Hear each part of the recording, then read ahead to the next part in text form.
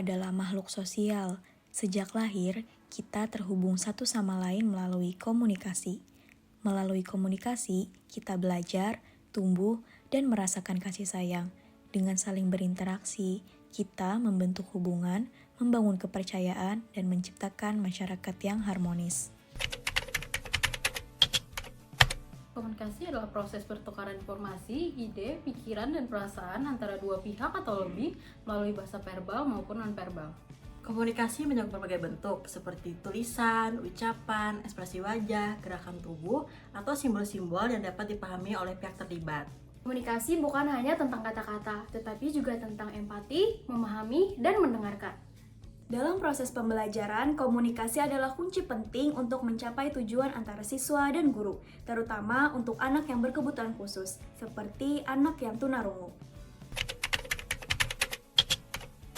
Melalui komunikasi, manusia dapat saling memahami, bekerja sama, dan menyelesaikan berbagai masalah, baik dalam keluarga, sekolah, maupun lingkungan masyarakat. Komunikasi yang baik menciptakan suasana yang harmonis dan produktif. Komunikasi bukan hanya alat, tetapi juga hak dasar setiap manusia. Setiap individu berhak dipahami dan didengar, termasuk mereka yang memiliki kebutuhan khusus. Untuk itu, penting bagi pendidik dan orang tua untuk membangun lingkungan yang mendukung keterbatasan anak tunarungu dalam berkomunikasi.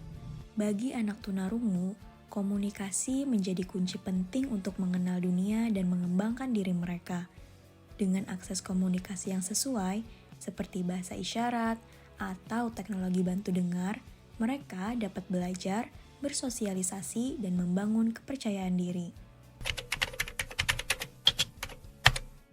Anak berkebutuhan khusus seperti tunarungu memiliki cara berkomunikasi yang beragam sesuai dengan hambatan atau tantangan yang mereka hadapi. Maka pendekatan komunikasi tidak bisa disamaratakan. Untuk itu diperlukan strategi komunikasi dengan anak tunarungu yang efektif seperti: pertama, dapatkan perhatian mereka seperti lambaian tangan atau sentuhan lembut ke lengan atau bahu, dan hindari cara yang agresif. Yang kedua, pilih tempat yang tenang agar mereka bisa fokus tanpa gangguan suara di sekitar. Yang ketiga, berhadapan langsung saat berbicara agar dapat membaca langsung ekspresi wajah dan gerakan bibir mereka. Yang keempat, berikan konteks pasca awal dan beri tanda saat ingin mengganti topik agar mudah diikuti. Yang kelima, berbicara dengan jelas dan normal, tidak perlu berteriak atau berbisik, hindari perubahan kecepatan atau intonasi secara ekstrim. Yang keenam, gunakan isyarat atau ekspresi wajah, hal ini memperjelas maksud pembicaraan. Yang ketujuh, pastikan lawan bicara memahami dengan menanyakan apakah mereka mengerti dan minta umpan balik untuk menghindari kesalahpahaman.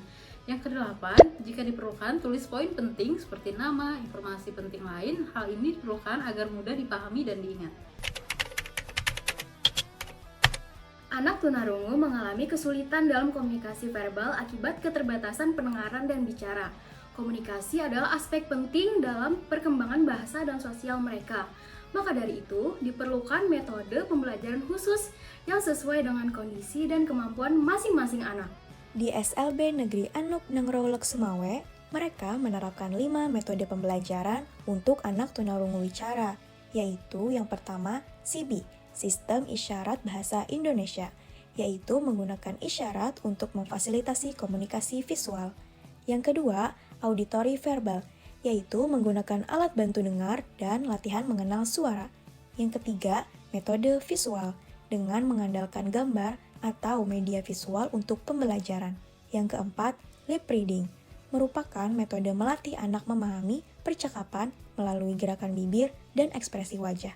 Dan yang kelima, komunikasi total atau komtal dan oral, merupakan pendekatan menyeluruh melibatkan semua saluran komunikasi termasuk suara dan bahasa tubuh.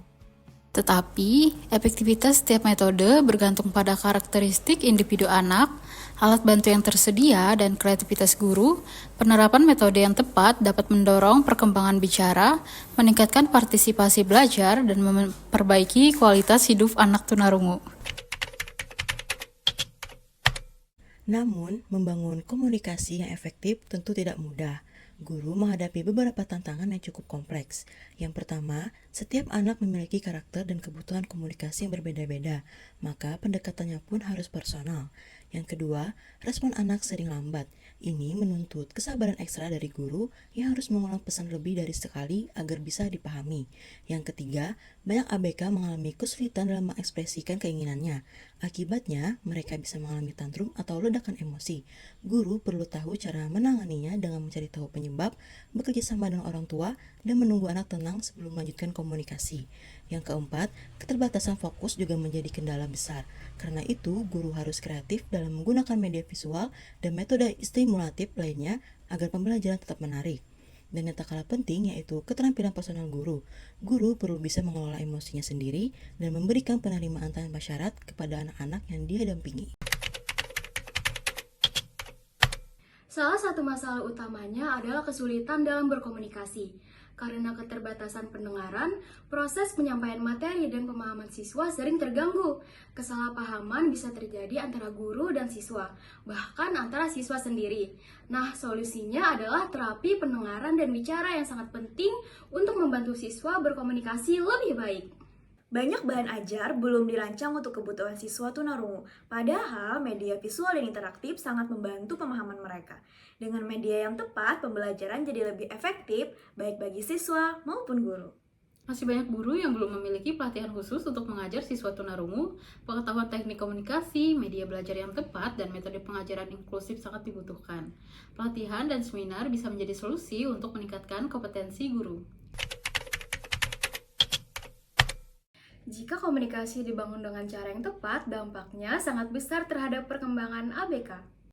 Yang pertama, pembelajaran menjadi lebih efektif.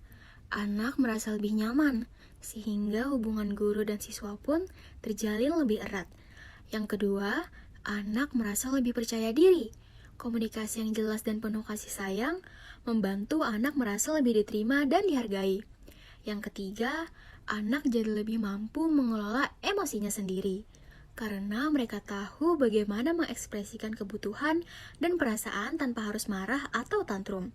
Dan yang keempat, komunikasi efektif membantu anak membangun keterampilan sosial dan emosional seperti belajar bergiliran, memahami perasaan orang lain, dan menyesuaikan diri dengan lingkungan. Anak tunarungu mengalami gangguan dalam pendengaran yang dapat berdampak besar pada kemampuan mereka dalam memahami, mengolah, dan menyampaikan informasi secara verbal, apalagi terhadap perkembangan belajar dan sosial mereka. Dampak perkembangan belajar, yang pertama, keterbatasan akses bahasa lisan. Anak tunarungu sering mengalami kesulitan mengakses bahasa lisan, terutama jika tidak mendapatkan intervensi dini. Hal ini menyebabkan keterlambatan dalam perolehan bahasa. Yang kedua, kesulitan dalam pemahaman materi. Keterbatasan komunikasi dapat membuat anak kesulitan memahami penjelasan guru jika tidak diberikan dukungan visual atau bahasa isyarat. Yang ketiga, ketergantungan pada visual. Anak tunarungu lebih mengandalkan pembelajaran berbasis visual dan kinestik, maka media pembelajaran visual seperti gambar, video, dan demonstrasi sangat penting. Yang keempat, peran guru dan lingkungan. Guru terlatih dalam pendekatan komunikasi alternatif seperti bahasa isyarat atau komunikasi total, itu akan membantu anak tunarungu berkembang lebih optimal secara akademik. Dampak terhadap perkembangan sosial dan emosi. Yang pertama, kesulitan dalam interaksi sosial. Keterbatasan kemampuan komunikasi membuat anak tunarungu mengalami hambatan dalam menjalin relasi sosial, baik dengan teman sebaya maupun dengan orang dewasa. Yang kedua, rendahnya percaya diri. Karena sering mengalami kesalahpahaman atau tidak dimengerti, anak tunarungu bisa mengalami rasa rendah diri atau merasa berbeda. Yang ketiga, kemungkinan masalah emosional.